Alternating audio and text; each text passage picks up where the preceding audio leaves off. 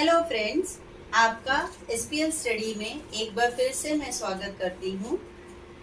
आज हम मैथ्स के कुछ अजब गजब कारनामे देखेंगे। आप लोगों को तो पता ही है कि हम कोई भी कॉम्पिटिटिव एग्जाम देते हैं तो मैथ्स का एक स्पेशल उसका सेक्शन ही होता है जिसमें वो एक क्वेश्चन लिखते हैं, उसके नीचे 4 ऑप्शन देते हैं। तो हम इसी तरह से कुछ, और वो इतना सिंपल होता है पर हम उसको कॉम्प्लिकेटेड समझते हैं या बहुत ही सिंपल समझ लेते हैं और उसका आंसर हम आराम से दे देते हैं। चलिए उसी तरह का एक क्वेश्चन देखते हैं कि हम इसको कैसे सॉल्व किया जाए। हमारा क्वेश्चन है 13,1313 को लिखिए। ठीक है, हमें इसका आंसर बताना है कि 13,1313 को कैसे लिखेंगे। आसान है, पढ़ने में भी ऐसा लग रहा है कि बस हमने तो अब लिखना ही है 13,1313। तो इसमें हम लिखने के लिए क्या लिखेंगे, 13,1313। यही होगा ना इसका आंसर, क्योंकि 13,000 पे 13,000 ही लिखेंगे, 1313। पर क्या ये जो चीज है इसके साथ ये मैच कर रहा है? अभी देखिए, अगर हम इसको कॉमा सिस्टम लगाएंगे तो ये बन जाता है 1,31,313। तो ये तो 1 लाख बन गया और हमें तो लिखना था 13,000। ठीक है, तो जब ये 1 लाख बन गया और हमें क्वेश्चन है 13,1313, तो ये कैसे हुआ भाई? ये तो गलत है, हमारा लिखने को बोला गया था 13,1313। तो अब हम इसके लिए क्या काम करें? चलिए अब हमको कुछ और समझते हैं इसके लिए। अब हमें इसके लिए समझने के लिए हमें एक नंबर सिस्टम समझना पड़ेगा कि नंबर सिस्टम में कैसे हम नंबर्स को लिखते हैं। जैसे फॉर एग्जाम्पल अगर हमने लिखा 5,436, 5,436 सिंपल 5,436। अब इसके लिए हम कैसे लिखते हैं, 5,000, 400 में 400 और 36 के लिए 36। अब इन सबको प्लस कर दीजिए तो हम लिख पाएंगे ना 5,436। तो करेक्ट है, जो हमें चाहिए था वो हमें मिल गया। अब हम दूसरा नंबर फॉर एग्जाम्पल ले लीजिए, तो मान लीजिए आता है 9,940। तो अब हम इसको भी लिख लेते हैं 9,000, क्योंकि ये जो 9 है ये 1000 की जगह पर है या 1000 प्लेस पे है। ये 900 लिखना है तो क्योंकि ये 100 के बेस पे है तो हमने इसे लिखा है 900, और 40 की जगह हमने 40 लिख दिया है। अब इसको वापस प्लस कर दीजिए तो ये हो जाएगा 9,940। मीन्स ये जो चाहिए था ये हमें मिला। तो यहाँ जो हमें चाहिए था वो यहाँ क्यों नहीं मिलता है? इसके लिए अब हमको एक दूसरा चीज समझना पड़ेगा कि ये क्यों नहीं मिलता है। जो भी 2 एग्जाम्पल दिए उसके हिसाब से हम अब 13,1313 को लिखेंगे। तो 13,000 तो मतलब ये हो गया हमारा 13,000। अब 1,300 ये हो गया 13,000। अब ये है 1,300, 1,300 में ऐसे लिखूंगी। ठीक है ना। अब 13 मतलब अब मैंने ऐसे लिखा। अब फिर वापस इसको प्लस करती हूँ। जब इसको प्लस करूं तो 13,1313 का हमें आंसर मिलता है 14,1313। तो ये क्या हुआ? चाहिए तो था हमें 13,1313। तो इसका हमें लिखने में ये 14,1313 अंकों में कैसे मिला? अब ये क्यों हुआ ऐसा कि चाहिए हमें 13,000 और हम आ रहा है ये 14,000। तो इसका मतलब क्या? इसका मतलब ये कैसे आया?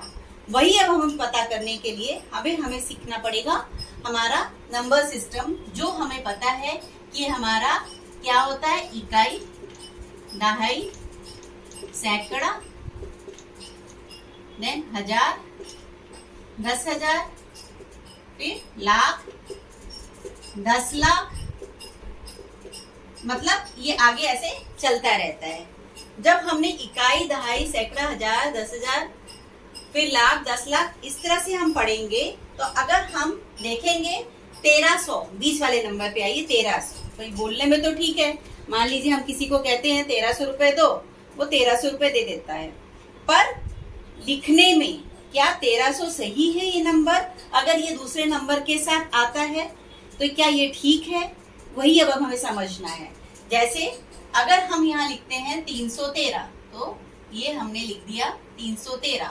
पर जब हम लिखते हैं 1,300, 1,300 मतलब ये एक 2 अंकों का समूह है, 1000 और 10,000 के बीच में।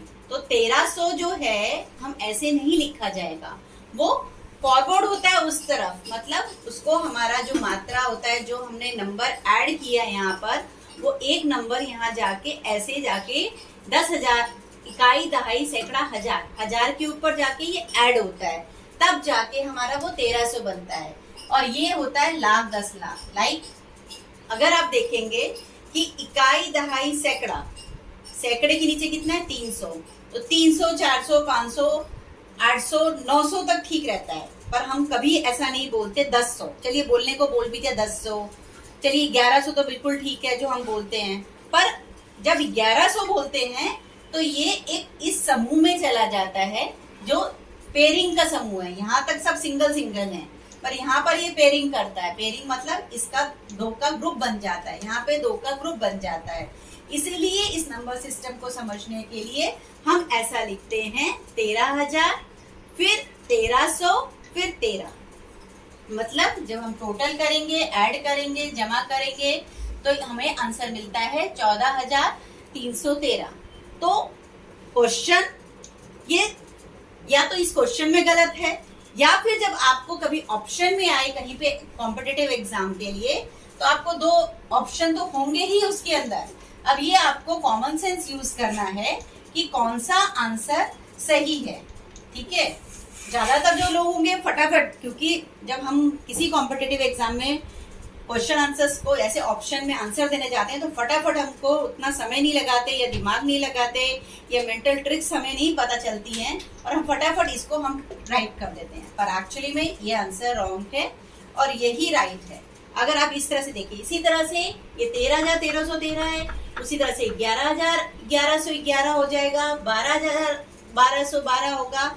तो हर एक के लिए यही कॉमन ट्रिक जो अप्लाई करनी होगी वो हमको इस तरह से करनी होगी। तो हमेशा ध्यान रखिएगा कि अगर इस तरह के क्वेश्चन आता है तो 900 तक तो ठीक आएगा, क्योंकि अगर 13,913 लिखना होगा, 13,913, तो आप इसको लिख पाएंगे। ये दिखा रहा है यहाँ पर 13,000, ये आपका 10,000 का प्लेस पे है, ये 1000 का, उसके बाद ये 100 का, और इसके बाद ये टेंस का और ये वंस का। तो ये ठीक है, लेकिन जैसे ही यहाँ पर अगर कोई पूछे, बोले 13,900 की जगह 1000, मैं तो नहीं बोलती, या कोई दूसरा अगर बोलता भी है, तो इसका मतलब है कि वो 1000 का यहाँ 0 तो आएगा ही आएगा, और यहाँ पे जाके ये नंबर फॉरवर्ड हो जाएगा, कैरी करेगा यहाँ पर, तो वो नंबर बदल जाएगा।